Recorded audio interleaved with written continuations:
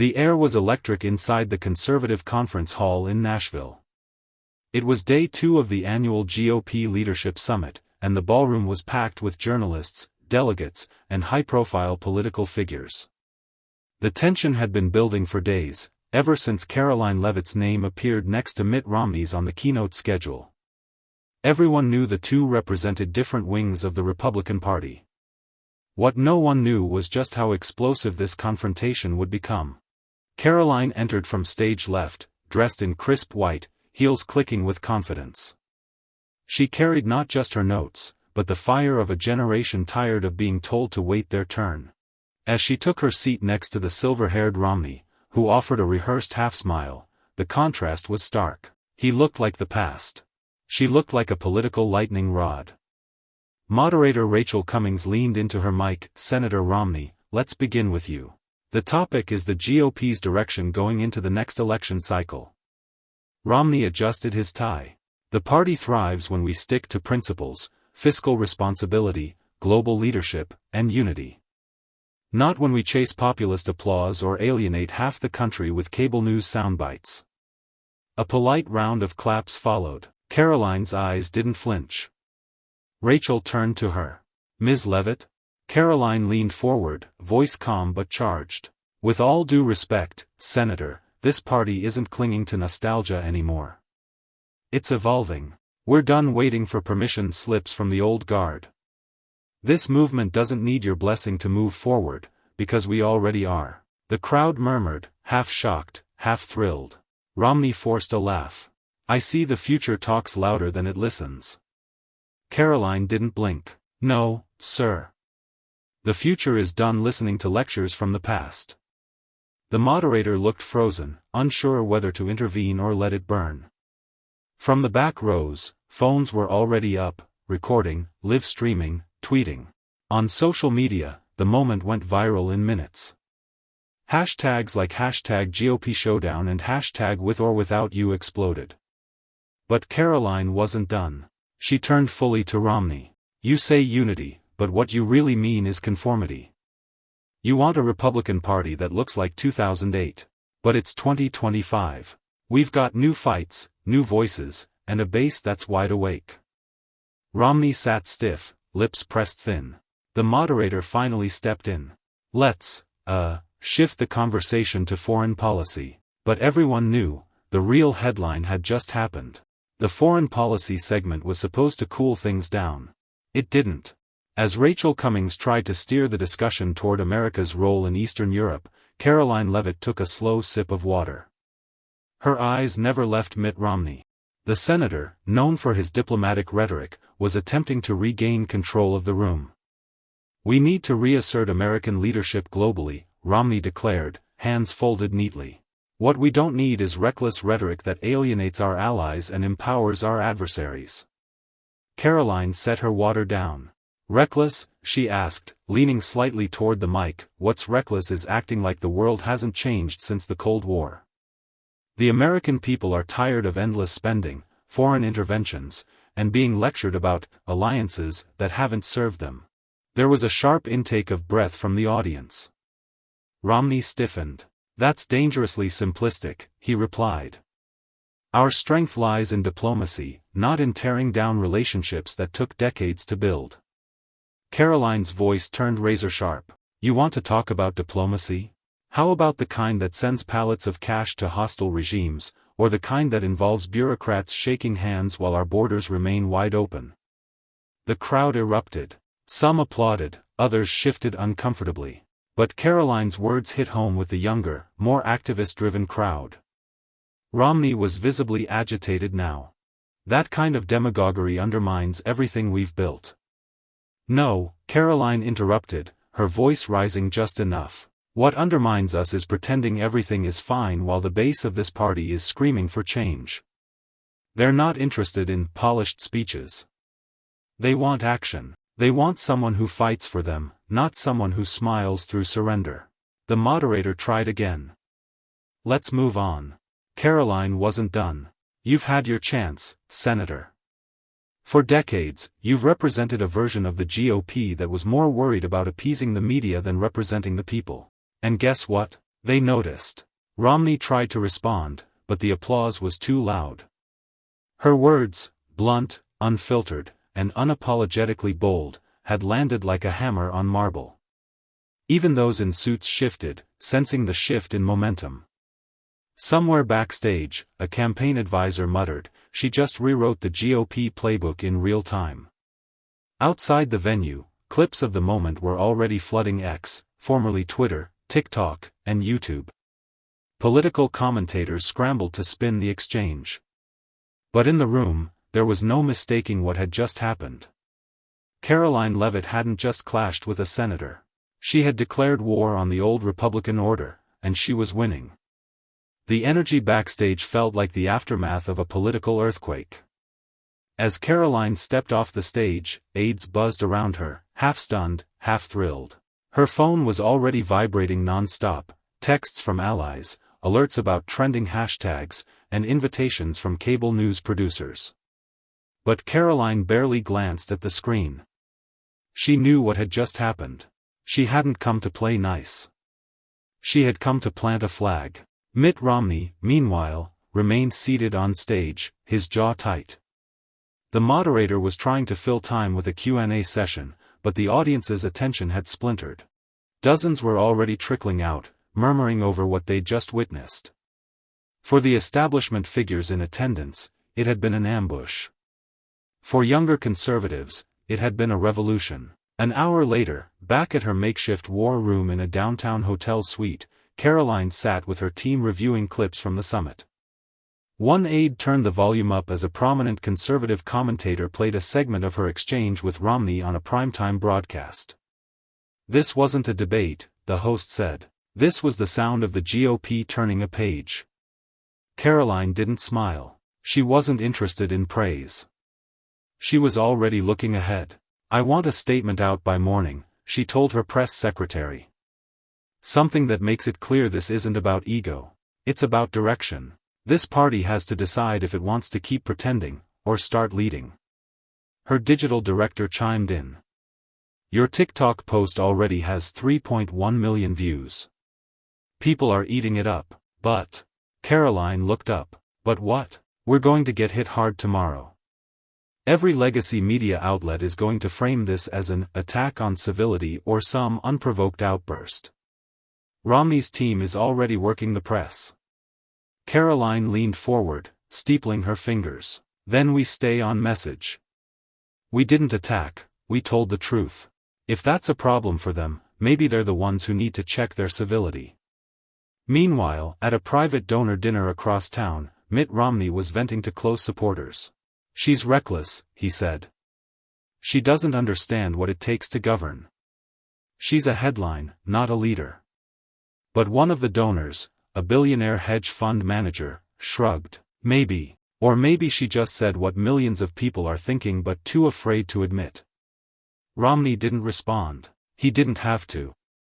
The movement Karoline represented wasn't asking for permission anymore. And deep down, he knew it. The morning after the summit, headlines flooded every corner of the media landscape. Some praised Karoline Leavitt's boldness. Others condemned it. But none could ignore it. Leavitt blows up GOP status quo in Romney clash, Politico. Shockwaves from conservative uprising, Leavitt versus Romney, Fox News. Civility is dead, Karoline Leavitt killed it, MSNBC opinion. Karoline scanned the news cycle with her team over coffee, noting each headline with clinical detachment. She didn't care if they called her dangerous, divisive, or disrespectful. In fact, she counted it as confirmation. The establishment was threatened, and that meant she was doing something right. "Set the interview with Carlson," she told her media lead. "Then Newsmax. I'll give them the next piece of the story before Romney spins it." Meanwhile, on Capitol Hill, Romney's communications office worked overtime. Carefully crafted statements were drafted. He tried to position himself as the adult in the room, measured, experienced, above the noise. But the momentum was slipping. The clips of Karoline's rebuke were already viral. The TikToks and YouTube shorts weren't kind to him. In one, someone had added dramatic music as Karoline said, "You've had your chance, Senator." The people noticed. And people were noticing. In a high school auditorium in rural Ohio, a history teacher paused her civics lesson to show students the clip. "This," she said, "is what political realignment looks like." In Texas, a bar owner had looped Karoline's remarks on the TV above the counter. In Florida, a campaign staffer for another Senate candidate reworked their messaging: less safe talk, more fire. Go full Karoline. But Karoline wasn't basking in the moment. Her instincts told her this was just the opening salvo. If she didn't capitalize fast, they'd try to box her in, define her before she could define herself. "We need to launch the next strike," she said in a call with her comms team. "Not just another response video. A real message, full statement. Vision forward. I want to talk about what the GOP should be, not just what it's not." They listened intently. Her words weren't rehearsed, they were mission-driven. Romney represents a relic, and if we're serious about winning the future, we can't carry dead weight. "I'm not apologizing for drawing that line," her strategist nodded. "You're not just shifting the Overton window, you're blowing it off the hinges." She smirked. "Good, then people can finally see what's been hidden." By noon, the next round of tweets hit. She quoted Reagan. She posted behind-the-scenes footage. But the line that caught fire was simple and brutal. "If speaking uncomfortable truths makes me the villain, then maybe it's the heroes who need a spine." It was retweeted by senators, podcasters, athletes, even an A-list actor. She didn't flinch. She kept moving. Because Karoline Leavitt wasn't just a viral moment, she was a signal flare. And the storm was just beginning. By the end of the week, the aftershocks from Karoline's takedown of Romney had evolved into something bigger than either of them. National media wasn't just replaying her speech anymore, they were dissecting it. Panel after panel on CNN, MSNBC, and Fox hosted shouting matches over whether Karoline Leavitt was the new voice of conservatism or just another flash in the pan. But no one could deny her growing influence. Inside Romney's camp, pressure was mounting. His donors were restless. His longtime advisors, once confident in his statesman persona, were now worried he looked outdated. Tone-deaf, as one op-ed described it. A private poll circulated within his network showed a 12-point drop in favorability among young Republicans. Meanwhile, Karoline was doing interviews back-to-back. Every set she walked onto, from studios to podcasts to rally stages, she carried the same message: it's not about personality. It's about priorities. But her delivery, sharp, unapologetic, urgent, made even that sound like a call to war. She hit every key demographic with surgical precision: college students tired of empty slogans, working-class Americans who felt forgotten, and suburban parents disgusted with political theater. Her authenticity wasn't choreographed, it was combustible. Still, the backlash was intensifying. Legacy outlets began digging into her past. An old college paper she wrote was twisted into a headline. A misquoted sentence from a radio interview ran on repeat for 48 hours. Karoline didn't flinch. In fact, she weaponized it. She tweeted, "They want me to shut up, sit down, and wait my turn." Funny how that's always the advice they give women who don't fall in line. It exploded online. Tucker Carlson praised it live. Ben Shapiro quoted it. AOC, unexpectedly, retweeted it with a sarcastic emoji, which only gave Karoline more fuel.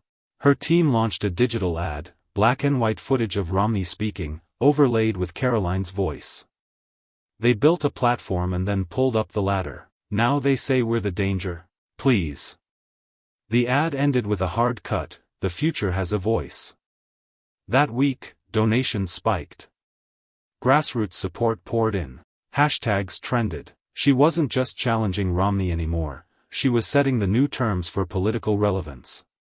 Somewhere, behind closed doors in D.C., a major strategist sighed and told his team, "We tried to ignore her, we tried to outclass her, but it turns out, she's not just the story. She's the shift." And Karoline? She was just getting started. The sixth day brought the unexpected. A leaked memo from a senior GOP leadership aide surfaced online. It read, bluntly, "If Leavitt keeps rising, we need to prepare for a realignment. She's not just media noise, she's converting voters." Within minutes, political Twitter exploded. Some celebrated the validation. Others framed it as proof of a fracture in the Republican Party, one that had been building since 2016 but never fully detonated. Karoline wasn't surprised. She'd seen this coming. What did surprise her was the timing. The leak coincided with a high-profile fundraiser hosted by Romney allies in Salt Lake City. The event was supposed to be a show of establishment strength. Instead, it became a case study in defensive politics. Cameras captured the tension in the room, tight smiles, whispered sideline conversations, and more than a few donors checking their phones under the table, reading about Karoline instead of applauding Mitt. And then, the clip dropped. An iPhone recording from the back of the ballroom caught Romney venting, his voice quiet but clear. "We used to run on principles. Now they run on rage." Within the hour, Karoline responded on social media. Just 4 words. "It's called passion, Senator." Retweet numbers climbed into 6 figures in minutes. At her own event in Tampa that night, Karoline walked onto stage to thunderous applause. She didn't wait for quiet. She leaned into the energy and let it fuel her. "They say I'm reckless. That I don't know my place. That I should wait my turn. But let me tell you something. America's been waiting long enough." The crowd erupted. "If you think I'm too loud, too bold, too disruptive, good. Because maybe what this country needs is a little less politeness and a lot more purpose." The momentum was undeniable. News outlets that had ignored her began scrambling to get interviews. Opponents started adjusting their tone. Social media algorithms favored her content. Even overseas, commentators on British and Australian news began to ask, "Is Karoline Leavitt America's next political phenomenon?" But she remained focused. She wasn't chasing fame, she was building leverage. Back in Washington, think tanks met in emergency sessions. Young politicos revised their resumes. And in quiet rooms across the city, the phrase kept echoing. "She's not just going viral. She's becoming inevitable." Karoline knew what was next: escalation. If they were scared now, wait until they saw what she had planned for the national debate stage. A week later, the moment she'd been waiting for arrived. Karoline Leavitt was officially invited to the national conservative leadership debate. It was to be the first major televised political showdown of the year, hosted in front of a live audience, with millions watching across the country. The invite list was stacked with establishment heavyweights, senators, former governors, media darlings. And then there was Karoline, the name that hadn't even been whispered in these circles 2 years ago. The debate stage would pit her directly across from Romney himself. The announcement alone triggered waves. On primetime cable, panelists scoffed. "She doesn't have the gravitas. It's going to be embarrassing for her." On social media, it was the opposite. "Let her cook. This is gonna be biblical." The night before the debate, Karoline didn't rest. She prepped with her team in a small, quiet room away from the headlines. Her strategy wasn't to go for cheap shots or dramatic gasps. It was to redefine the battlefield. "No talking points," she told her advisors. "I'm not here to be liked, I'm here to be clear." The debate opened as expected, Romney delivering a polished, statesmanlike answer on foreign policy. The moderator nodded, the crowd clapped lightly. Then came the question that set the room on fire. "Ms. Leavitt, Governor Romney has stated repeatedly that the current wave of populism is a danger to democracy. How do you respond?" Karoline didn't blink. "Populism isn't a danger, it's a consequence. When people are ignored, dismissed, and lied to long enough, they don't whisper. They roar. And if that roar makes the elite uncomfortable, good." Gasps, murmurs, even some applause. Romney cut in, visibly irritated. "With all due respect, that's not policy, it's performance." Karoline leaned forward, eyes sharp. And with all due respect, Senator, performance is pretending to represent the people while taking their votes for granted. The moderator tried to pivot. The audience wouldn't let it go. Cheers broke out. Online, the moment clipped instantly. Within an hour, it had 5 million views. That was the break. Karoline didn't just survive the debate, she owned it. Every question that followed was a chance to articulate her worldview, concise, forceful, unapologetic. She exposed contradictions, rejected platitudes, and pushed a vision that resonated far beyond the room. The next morning, headlines read: Leavitt dominates debate, Romney reels. The night everything shifted. Karoline speaks, America listens. And most notably from a center-left publication. We may not agree with her, but ignoring her is no longer an option. Karoline wasn't trying to fit into the mold of past conservatives. She was melting it down, and forging something new. The fallout from the debate was instant, and seismic. Cable networks scrambled to reframe their narratives. Hosts who had previously dismissed Karoline now debated her unexpected command of the room. Editors rushed to commission op-eds, old-guard politicians called emergency donor briefings. And on Capitol Hill, whispers turned to warnings. She's not a spark. She's a wildfire. Karoline, meanwhile, didn't linger in the glow. She knew how media worked, attention was currency, but narrative was power. And she had no intention of letting the political establishment write hers for her. 2 days after the debate, she flew to Arizona, not to campaign, but to meet with working-class ranchers whose families had been ignored in the border discourse for years. She didn't bring a film crew. She didn't tweet. She listened. But someone recorded part of the conversation, and that footage, her sitting in dusty boots across from a fourth-generation cattleman, sleeves rolled up, notebook in hand, went viral. Again. She's not just talking to the base, one political analyst noted. She's rebuilding it. Back in Washington, Romney faced mounting pressure. His debate performance was labeled out of touch, defensive, and rigid. He released a statement the next morning trying to clarify his remarks, but it only fueled the story. His words were now reactive. Karoline's were the ones shaping headlines. That same week, Karoline was invited to speak at a tech policy summit in Austin. Not usually her crowd, but that was the point. She delivered a 10-minute keynote that torched censorship, corporate overreach, and the safetyism culture stifling free expression. Your platform silenced the working class while amplifying panic. Don't talk to us about trust. You sold that for ad revenue. The crowd didn't know whether to clap or squirm. But the live stream numbers shattered records. By Friday, a leaked internal poll from a major right-wing PAC showed her favorability among 18 to 35-year-olds doubling in 1 week. National outlets started calling her the breakout star of the new right, not because she pandered, but because she confronted. We don't need influencers in government, she said in one interview. We need insurgents. Romney's team released another video trying to reset. He talked about decades of experience and earned leadership. Karoline didn't respond with a rebuttal. She posted a 6-second clip of her helping a waitress carry food trays at a campaign diner stop. Caption: Experience doesn't mean you're in touch. Another million views. Another shift in perception. Karoline wasn't winning by being louder. She was winning by being real, or at least, appearing more real than the overpolished relics she was now eclipsing. And that terrified them.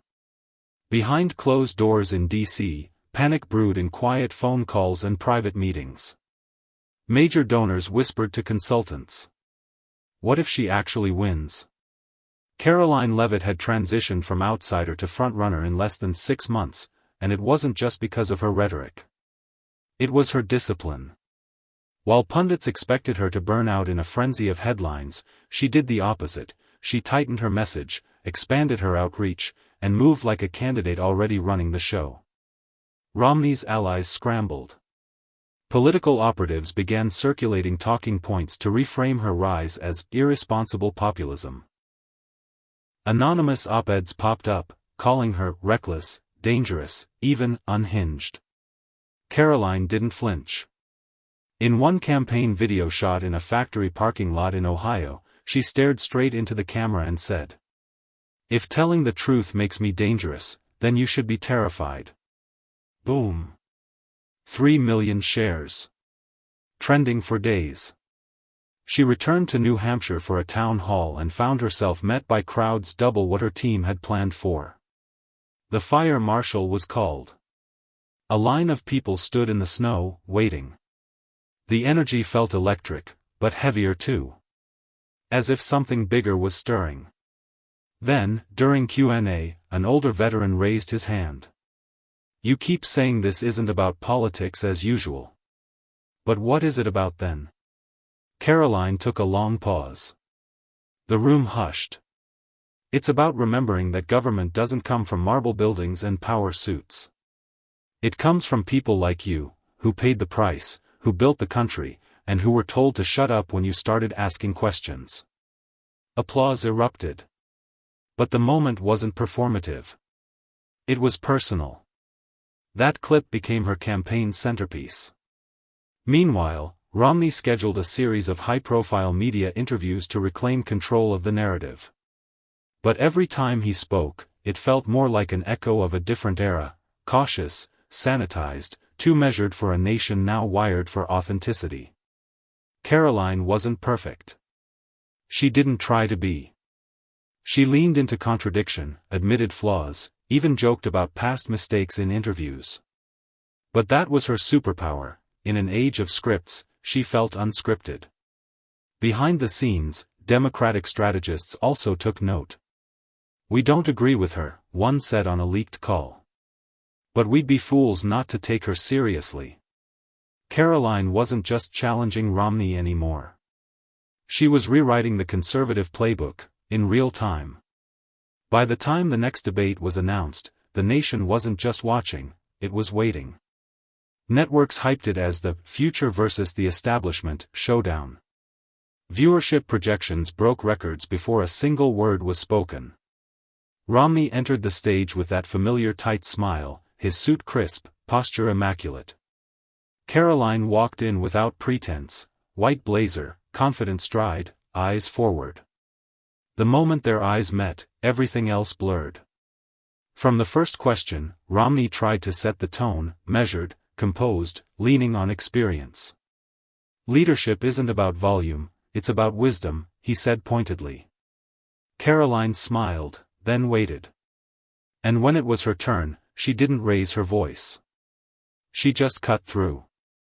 "Leadership is also about knowing when to get out of the way." The crowd roared. She didn't dominate every question.